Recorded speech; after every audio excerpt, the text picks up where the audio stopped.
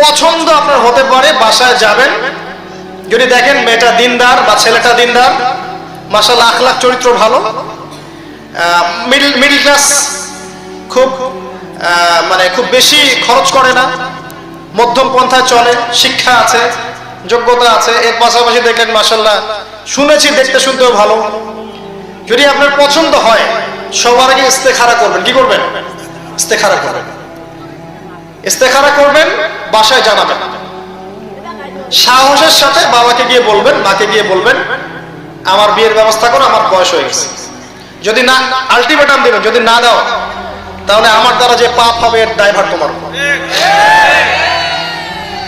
তবে তার আগে একটা ব্যাপার আছে, অ্যাটলিস্ট বউকে খাওয়ানোর মতো কিছু তৈরি করে নেন। যদি বিয়ের পরে দেখেন খাওয়ার কিছু নাই, ভালোবাসা দেখবেন যে আর বললাম না, সবার এমন হয় না। এমন অনেক দিনদার বোনকে চিনি, স্বামী দিনদার বলে সে কষ্ট করে সে স্বামীর সাথে আছে আছে এরকম অনেক ফ্যামিলি আছে, কিন্তু সবাই এমন হবে না। অ্যাটলিস্ট আপনি কিছু উপার্জনের চেষ্টা করেন, একটা জায়গায় কিছু করেন, ছোট একটা ব্যবসা করেন বা হালাল কিছু করেন, কিচ্ছু না পারেন কৃষিভিত্তিক প্রজেক্ট করেন, কিছু একটা করেন, তারপরে আপনি মেয়ের হাত চাইতে যান। আর আমরা গার্ডিয়ানদের রিকোয়েস্ট করবো বিয়েটা সহজ করে দেন।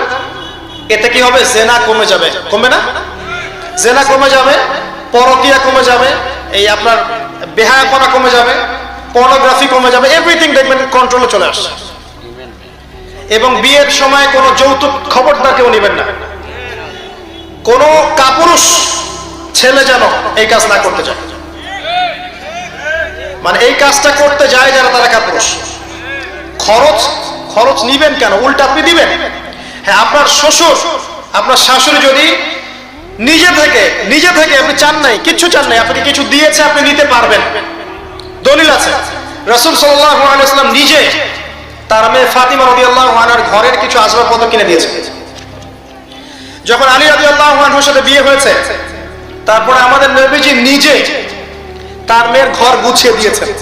এটা ঐচ্ছিকভাবে শ্বশুর বা পিতা দিতে পারে, কোনো সমস্যা নেই, তা আপনি ডিমান্ড করবেন না কখনো। আর মেয়ের যারা গার্ডিয়ান আছেন তাদের প্রতি রিকোয়েস্ট থাকবে, কখনো মোহর এত হাই করবেন না যেটা দেওয়ার সামর্থ্য ছেলের নাই। কারণ আছে, এটা তো ঋণ। আপনি লিখলেন কাবিল নামায় 50 লাখ টাকা, 10 লাখ টাকা, 20 লাখ টাকা, চিটাগাং এলাকায় দেখবেন প্রচুর মোহর, এদিকে কম, এখানে তাও মিনিমাম 5 লাখ, 4 লাখ, 3 লাখ এরকম মধ্যে হচ্ছে বিয়ে এখনো।